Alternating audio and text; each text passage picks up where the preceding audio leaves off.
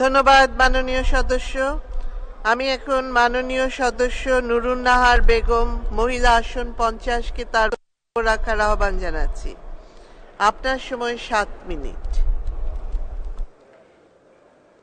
বিসমিল্লাহির রহমানির রহিম। মাননীয় স্পিকার, আসসালামু আলাইকুম। দ্বাদশ জাতীয় সংসদের তৃতীয় অধিবেশনের 2024-25 অর্থ বছরের বাজেট আলোচনায় বক্তব্য রাখার সুযোগ দেওয়ার জন্য আপনাকে ধন্যবাদ। শুরুতেই বাংলাদেশের জাতির পিতা বঙ্গবন্ধু শেখ মুজিবুর রহমানের প্রতি জানাই সম্মান।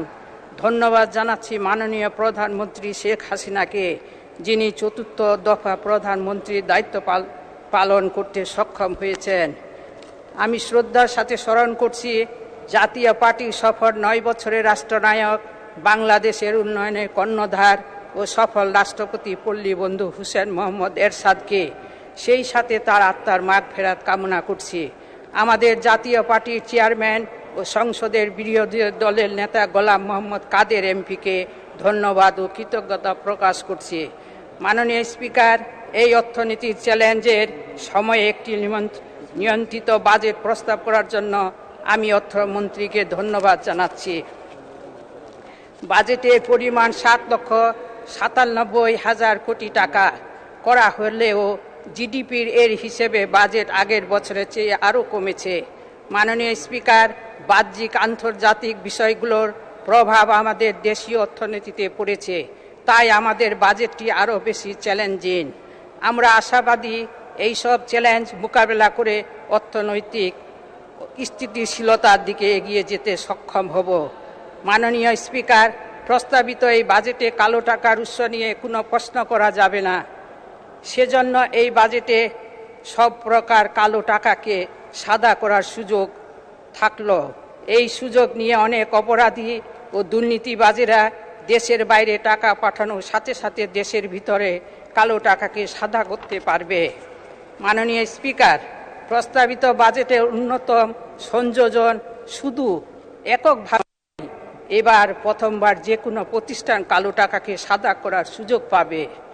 সেই কারণে এখানে একটা নৈতিকতার প্রশ্ন থেকে যায়। মাননীয় স্পিকার, প্রস্তাবিত বাজেট পর্যটন শিল্প সম্প্রসারণের ব্যাপারে সরকারের আরও সহযোগিতা প্রয়োজন ছিল। আমাদের পর্যটন শিল্প একটি বিকশিত মান শিল্প এবং এই শিল্প জিডিপি এর 3% অবদান রেখেছে।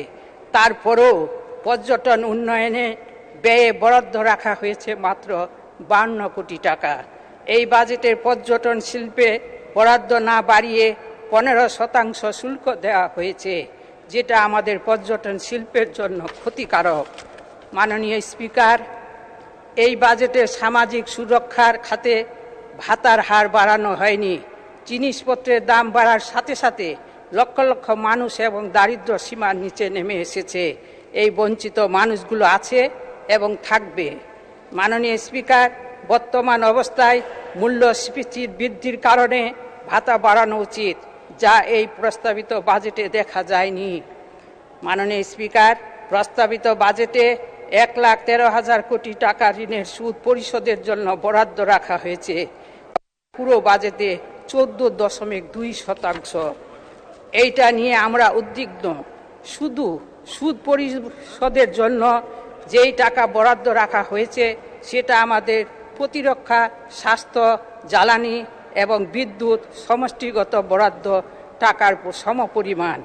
আমরা যদি এটা নিয়ে এখন থেকে দীর্ঘমেয়াদী কোনো পরিকল্পনা না করি, এটা ভবিষ্যতে ঋণ এবং সুদের পরিমাণ আরও বাড়াবে এবং আমাদের অর্থনীতিকে নির্মমুখী করবে। মাননীয় স্পিকার, এনবিআরকে দায়িত্ব দেওয়া হয়েছে বাজেটে 4,80,000 কোটি টাকা সংগ্রহ করার জন্য। আমাদের মনে রাখতে হবে, আমাদের অর্থনীতি ছোট হচ্ছে। আমরা ডলার সংকটের মধ্য দিয়ে যাচ্ছি। আমদানির ভ্যাট কমছে, মানুষের উপার্জন কমছে, ক্রয় বিক্রয়ের ভ্যাট কমছে। এখানে এনবিআরকে কিভাবে 4,80,000 কোটি টাকা সংগ্রহ করবে? আমরা এনবিআরকে খুবই চ্যালেঞ্জিং করে লক্ষ্য দিয়েছি। মাননীয় স্পিকার, সরকার যদি অভ্যন্তরীণ ব্যাংকগুলো থেকে ঋণ করে তাহলে ব্যক্তিগত খাতে ঋণের পরিমাণটা কমে যাবে এটার একটা নেতিবাচক প্রভাব পড়বে আমাদের অর্থনীতিতে। মাননীয় স্পিকার, 2013 সালে আমাদের বৈদেশিক ঋণ ছিল $29 বিলিয়ন। 10 বছর পর 2023 সাল থেকে ঋণ 5 গুণের বেশি বেড়ে হলো $166 বিলিয়ন। এর সাথে সাথে আমাদের অভ্যন্তরীণ ঋণও অনেক গুণে বেড়েছে। এটা নিয়ে আমরা গভীরভাবে উদ্বিগ্ন। মাননীয় স্পিকার, শিক্ষা খাতে বরাদ্দ রাখা হয়েছে 94,711 কোটি টাকা। যদিও এটা আগের বছরের চেয়ে 6,545 কোটি টাকা বেশি, কিন্তু জিডিপি অনুপাতে ক্রমাগতভাবে গত 4 বছরে আমাদের শিক্ষার বরাদ্দ আরও কমল। শুধু তাই না, শিক্ষা ক্ষেত্রে আরেকটা বাধা হচ্ছে মোবাইল এবং ইন্টারনেট ব্যবহারের উপর অতিরিক্ত শুল্ক বাড়ানো। আমরা সবাই জানি এখনকার শিক্ষা ব্যবস্থাপনায় ইন্টারনেটের ব্যবহারের উপর আমাদের শিক্ষার্থীরা কতটা নির্ভরশীল। মোবাইল এবং ইন্টারনেট ব্যবহারের উপর এই অতিরিক্ত শুল্ক আনলে কোটি কোটি মানুষের সাথে আমাদের শিক্ষার্থীদের উপর নেতিবাচক প্রভাব পড়বে। এই সব কারণে এই বাজেটের নৈতিকতা নিয়ে আমাদের প্রশ্ন আছে।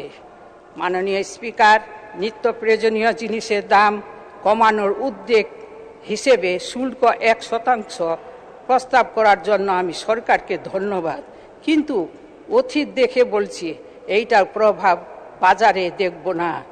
বাজেট প্রস্তাব করার সাথে সাথে যেসব জিনিসের উপর শুল্ক বাড়ানো হয়েছে সেগুলোর দাম সাথে সাথে বেড়ে যায়, আর যেসব জিনিসের উপর শুল্ক কমানো হলো সেগুলোর দাম কখনো কমে না।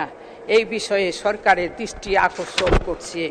মাননীয় স্পিকার, শেষ করার আগে আমি সরকারের বাজেট বাস্তবায়ন করার প্রক্রিয়া নিয়ে কিছু বলতে চাই।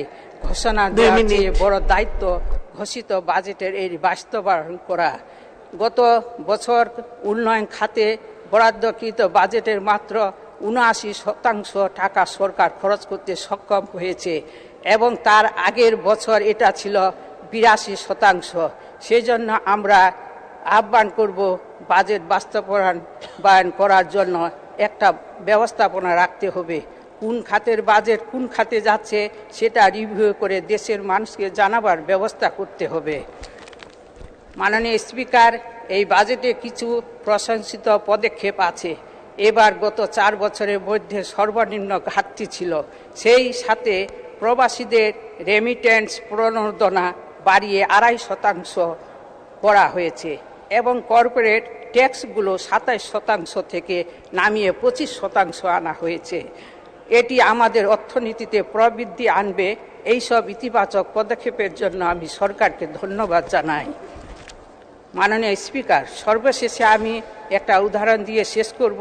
একজন মানুষ যদি ঋণ করে বাধ্য হয়ে তার ক্ষুধার্ত পরিবারকে খাওয়ায়, তার প্রতি আমাদের সকলের সহানুভূতি থাকবে, কিন্তু সেই মানুষটি যদি ঋণ করে বিলাসিতায় ঋণের টাকা অপচয় করে, সেখানে আমাদের সহানুভূতি থাকবে না। মাননীয় স্পিকার, এ কারণে আমরা সরকারকে আহ্বান করব খরচের খাতা লাগাম টেনে ধরে দীর্ঘমেয়াদী পদক্ষেপ নেওয়ার জন্য, যাতে অর্থনীতি আরও বিকশিত মান হয়। মাননীয় স্পিকার, আপনাকে অনেক ধন্যবাদ।